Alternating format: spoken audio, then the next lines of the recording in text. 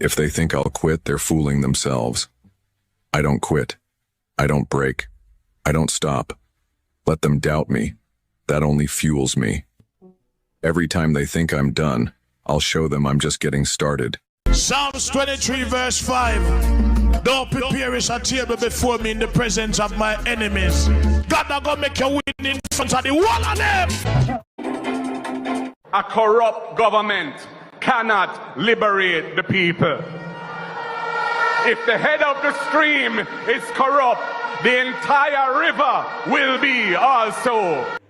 A blessed good day to you, my wisdom warriors. Wagwan, wagwan. I hope you guys are in good spirit. My wisdom warriors, me are telling us. Jamaica, I am calling for an investigation into the practice of the custom officers at Normal Manley International Airport, Jamaica. The politics is over now, Minister Vaz. Let's get back to the business of the nation. See, I put some respect on your bumbleclot name. I said Minister Vaz. Airport Authority fall underneath your ministry. So if it's a case that you cannot handle so much ministry in once, then I think the Prime Minister must create a new ministry and split your portfolio.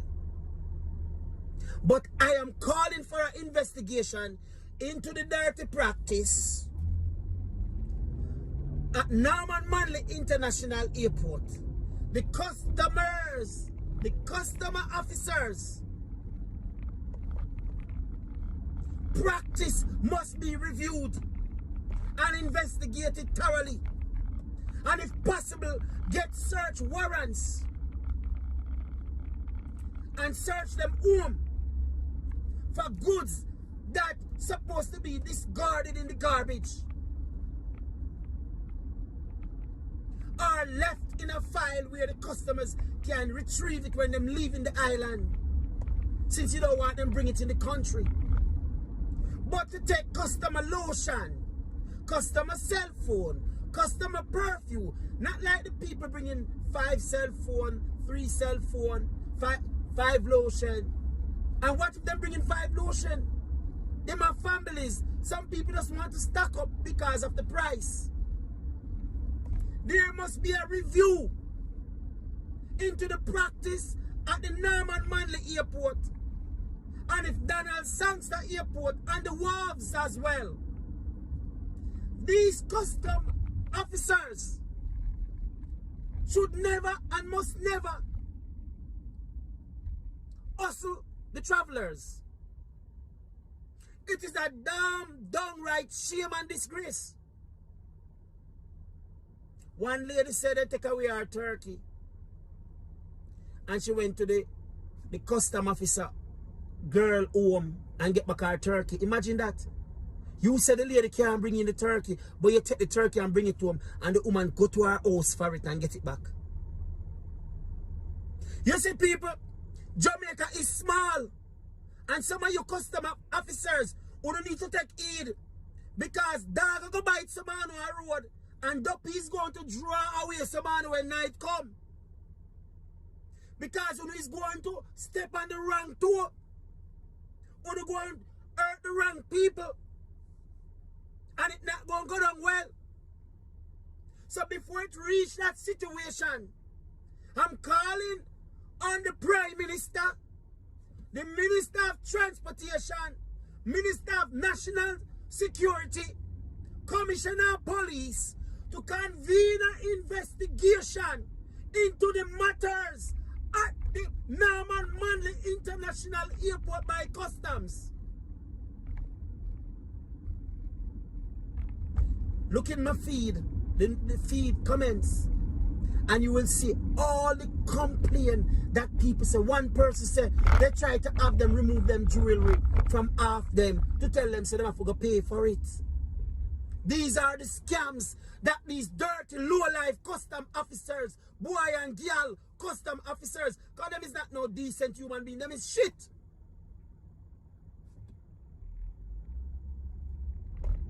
That you would hustle the people coming in to the island for vacation, or people who went on vacation and coming home back with them little things that them buy abroad.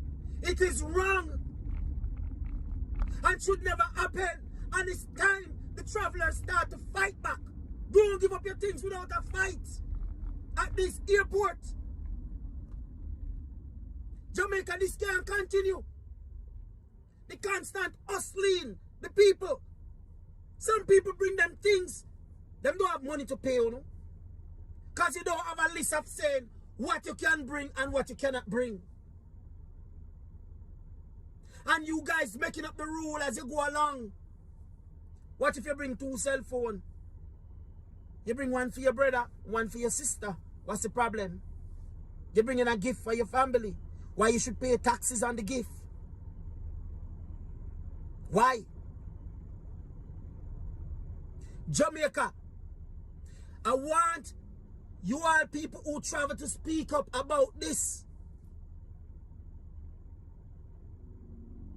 It gets so bad that people live in Kingston are going to Kingston and then fly into Montego Bay because they say Montego Bay is not that bad. Imagine that. Imagine that, Jamaica. Huh? Imagine that. You coming into Kingston and you have to go into Montego Bay because you cannot deal with the custom at Kingston Airport, Norman Manley. That is a downright disgrace. I see all the comments. There is no good comments about the Norman Manley Airport customs. We have been doing this for a while, you know. But I thought the practice do away with. It seems like it gets worse. One lady said, them try steal her suitcase with her things, put it behind them counter. She looking for her suitcase, can't find it. The custom have it behind them decks. What you doing with the passenger luggage behind your decks? Huh? It's nothing but thieves at the airport. And we want an investigation. Minister Vaz. See, I put some respect on your bumbleclot name. Huh? See, I put some respect on your name because the politics is over now. And we have to get back to the business of the country. Jamaica, it's time to fight back. It's time to fight back. Travelers who travel into Kingston, Jamaica and Montego Bay, don't give over your things that willingly. Check the website to see what them allow. And if it's not on the checklist, don't give over your things.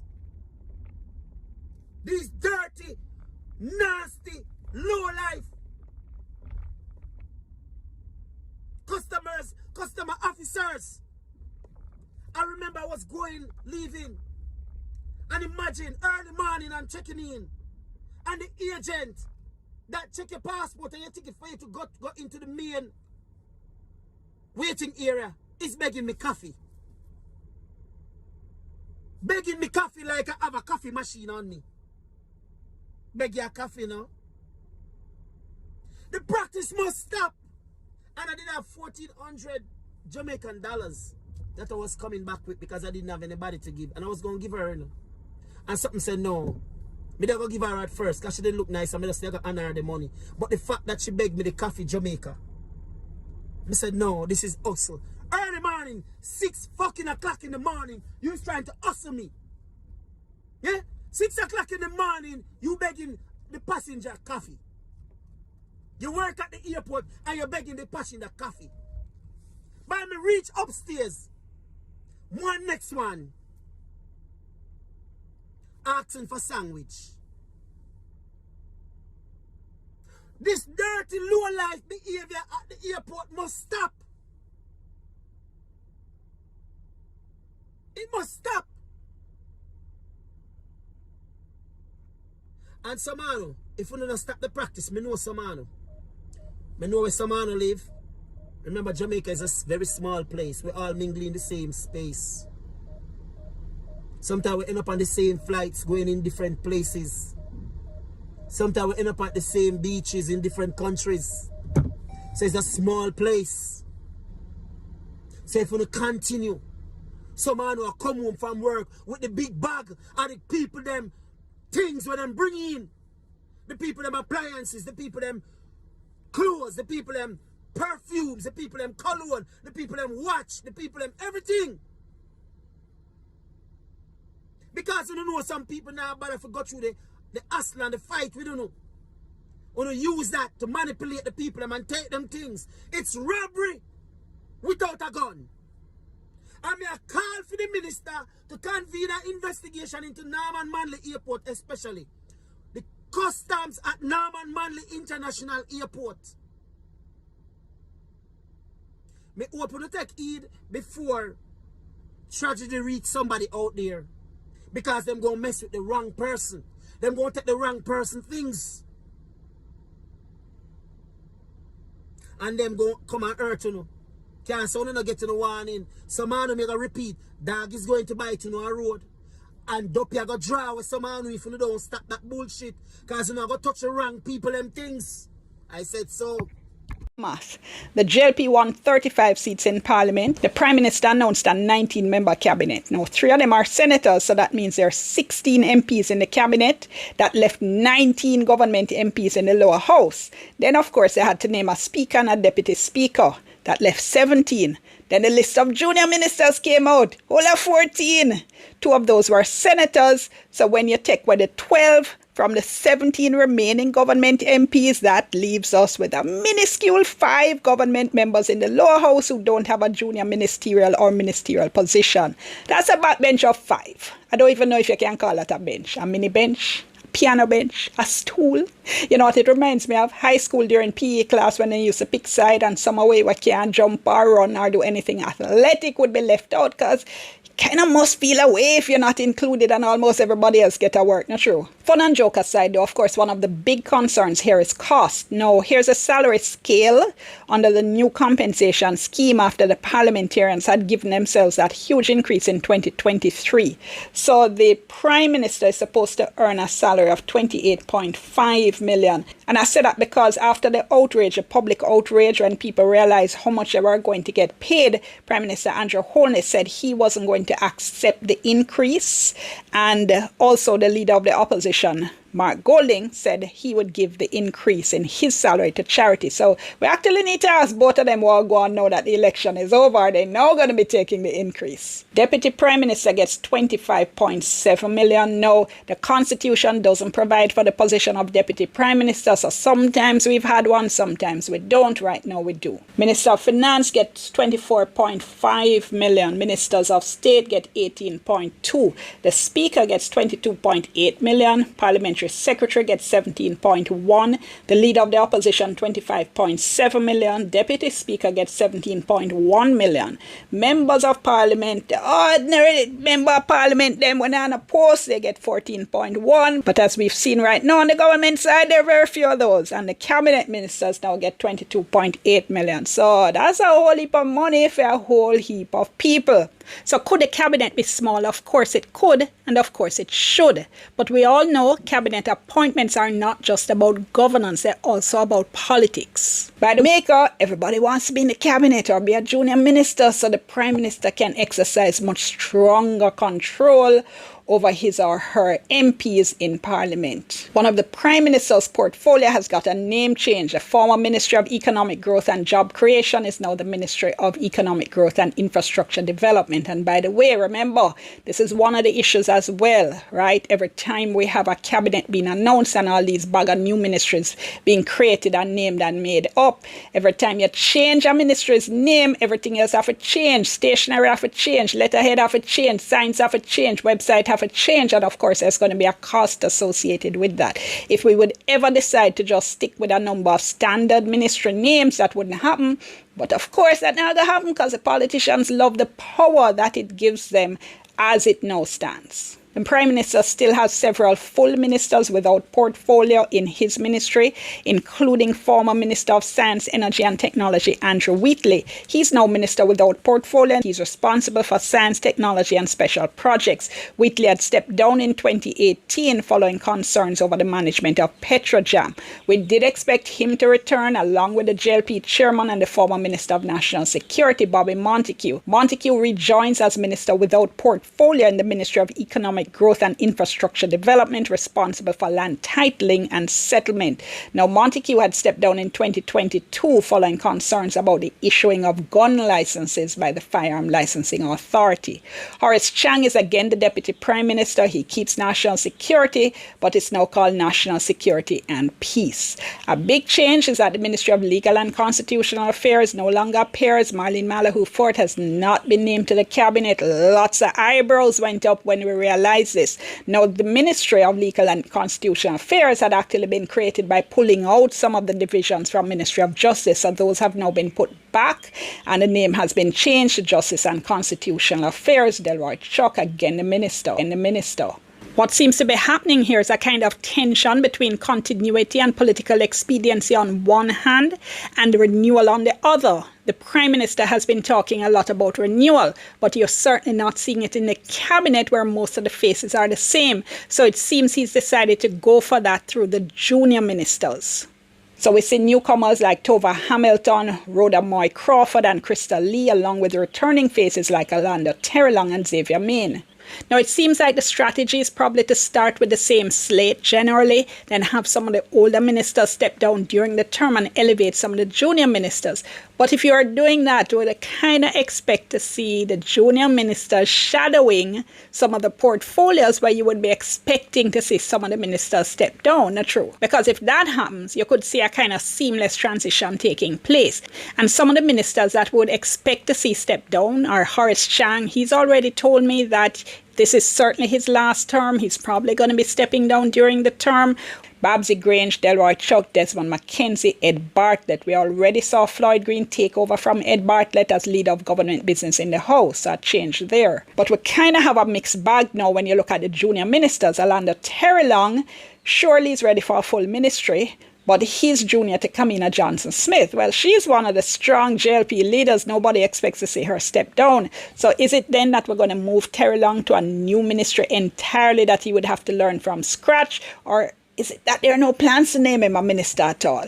If Delroy Chuck steps down as Justice and Constitutional Affairs, then does that mean that his current junior, Marissa Dalrymple Philibert, the former Speaker, would be stepping up as Justice? Because I'm not sure that says renewal to me. Juliette Cuthbert is Junior Minister again in the Ministry of National Security. It would be interested if we see her elevated because we've never had a female Minister of National Security. Kerencia Morrison is in Babsy's ministry. That could work. Tova Hamilton is in tourism. I can absolutely see her stepping up if Ed Bartlett steps down.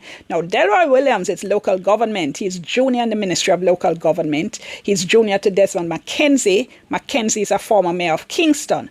Delroy Williams himself is a former mayor of Kingston, so he could absolutely be in line to be the next Minister of Local Government. And then it might be a little bit of problems for the current mayor of Kingston, who is Andrew Swaby of the People's National Party, because he took over from Delroy Williams after the local government elections. There could be some storm clouds ahead there, folks. Watch and see. The main problem with the size is that the Prime Minister seems to have felt compelled to bring back some of the longest serving ministers. Now, this idea of a two-step process, bring on the junior ministers and have them step up, I don't think that's entirely necessary. That's why we have a professional and permanent civil service. That's why you have very skilled people leading the ministries in the form of the permanent secretaries. They provide continuity and guidance. And by the way, this argument over cabinet size is not new. In 2007, former Prime Minister Bruce Golding had to defend the size of his 18-member cabinet, and he said that the cabinet he had chosen was very carefully structured, necessary and appropriate for the challenges facing Jamaica at that time. Then after the 2011 election, the JLP criticized former Prime Minister Portia Simpson-Miller for her 20-member cabinet. So yeah, this is a recurring decimal. Anytime we have these discussions, you're going to hear people talking about the Nettleford report. That's the 1992 report on the structure of government that had recommended a size for cabinet. The